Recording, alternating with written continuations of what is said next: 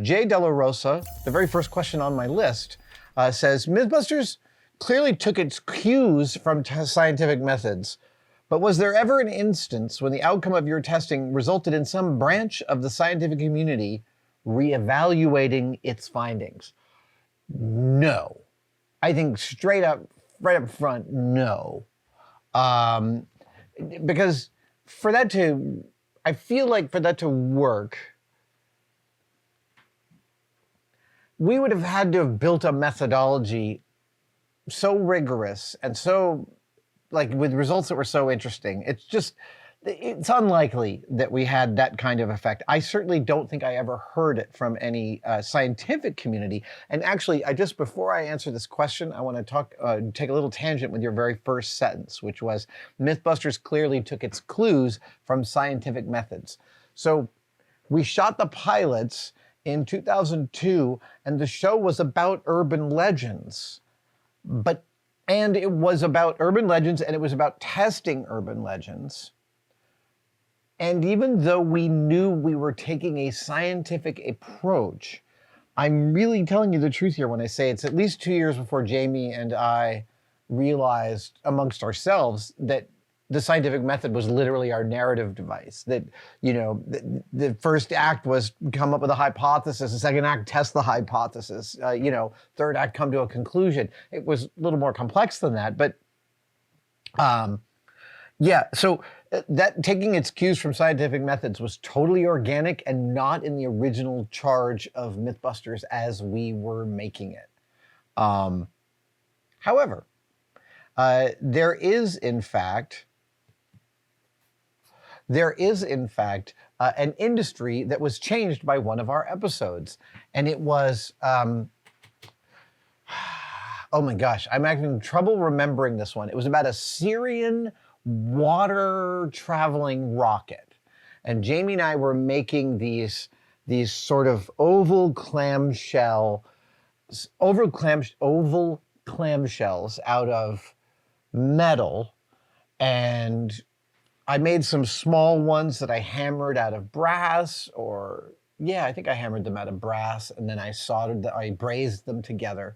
And then when we wanted to go large, I bought this huge piece of brass, and I had some shot bags, which is a leather bag full of sand or buckshot, and some phenolic hammers. This is the rudiments of armoring. And I was trying to hammer out this oval for the large-scale water rocket that we were making, which was going to be about this big, about 3 feet long. And I started hammering this, and it was going to take forever. And Jamie saw me doing that, and he's like, I have an idea. And he wanted to try something called pressure forming using water. Yeah. Okay, so this is super, super cool. I actually think I can show you guys an example of what this was like. So just as is the audio doing good? Okay, cool. So to talk about pressure forming with water, you start with 2 pieces of steel. So let's say this is the shape that I wanted to cut out, that I wanted to form in metal. I would take that shape and I would draw it on a piece of steel. And here we go. I'm just going to cut this out for you. Oh, I love having a table I can just cut on. This is great.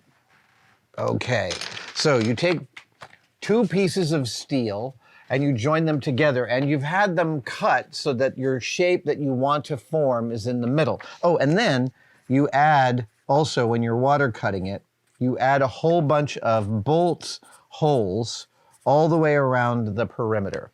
Okay, so picture these are 2 1-inch thick steel plates, and the hole pattern matches between them. So what you do then is you take 2 pieces of thin metal, like your brass or your steel that you're forming, and you put them together. They also have the same hole pattern, and you put them between your 2 pieces of steel. Now you have this sandwich, and the outside of the sandwich has 2 holes, and the inside is 2 pieces of steel.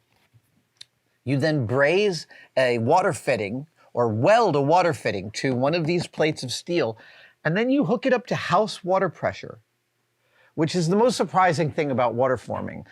So house water pressure in the US is roughly around 60 pounds per square inch of pressure. That's, yeah, give or take. The water pressure in my house here in the Mission, way higher. It's spectacular. But in general, it's about 60 PSI. And that doesn't sound like a pounds per square inch that might be enough to move metal. But when you add up all the square inches of this, and you divide this oval out into square inches, it's in the thousands, which means times 60, you have tens of thousands of pounds of pressure coming out of your spigot. And so, yes, I'll finish the story about water forming, and then I'll get to the funny story about water forming, which is, so Jamie did this and it worked. He made multiples of this large sort of inflated pillow of steel rocket that we needed, and he made them on this water forming device, and it was beautiful. I thought it was a folly, and it turned out to be chef's kiss perfect. And there is a musical instrument out there called a hand pan.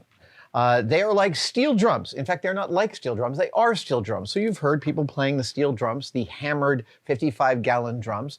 This is a small handheld version of the same, and they were made in roughly the same way as steel drums, which is they would hammer them out and create tones by hammering them carefully.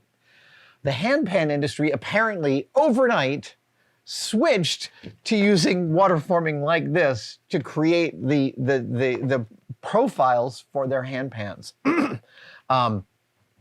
That is an example of an industry being fundamentally changed and reevaluating itself. I don't know whether handpans are still being made that way. This is a report from a single handpan, professional handpan player who came to one of the shows that Jamie and I did and told us this story.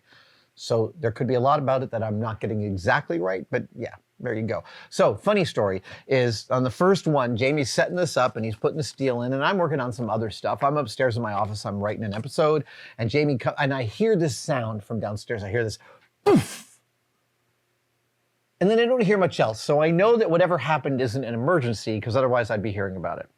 So I'm just chilling and writing, and then Jamie is in the door of my office and he's like, hey. And I said, hey, you get a burst there? And he's like, yeah, come on down. I want to show you. So I go downstairs, and there is his 2 pieces of steel with like 41-inch bolts holding it all together. And here's this piece of steel that's torn.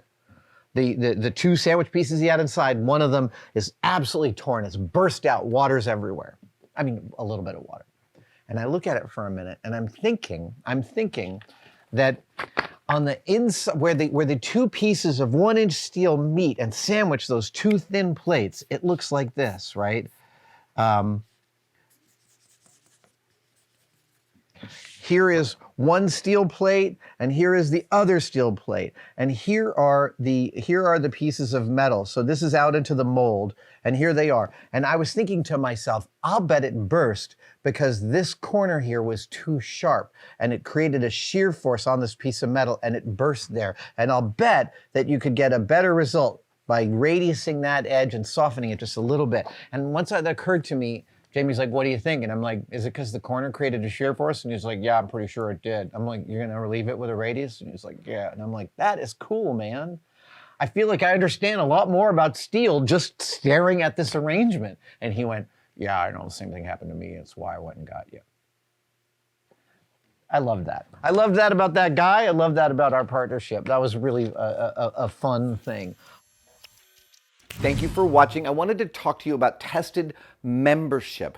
The Tested members are a key community that we find really, really remarkable. That's very separate from Tested and from YouTube. The Tested members, they buy each other memberships during our live streams. So if you're wondering whether to become a member, watch one of our live streams and someone may just give you one.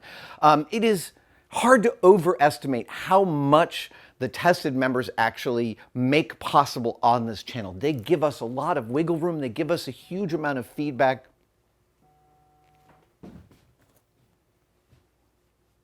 That's a member right now. Thank you so much for enjoying your membership. Link in the description for everything you need to know. And for all the members out there, thank you, thank you, thank you.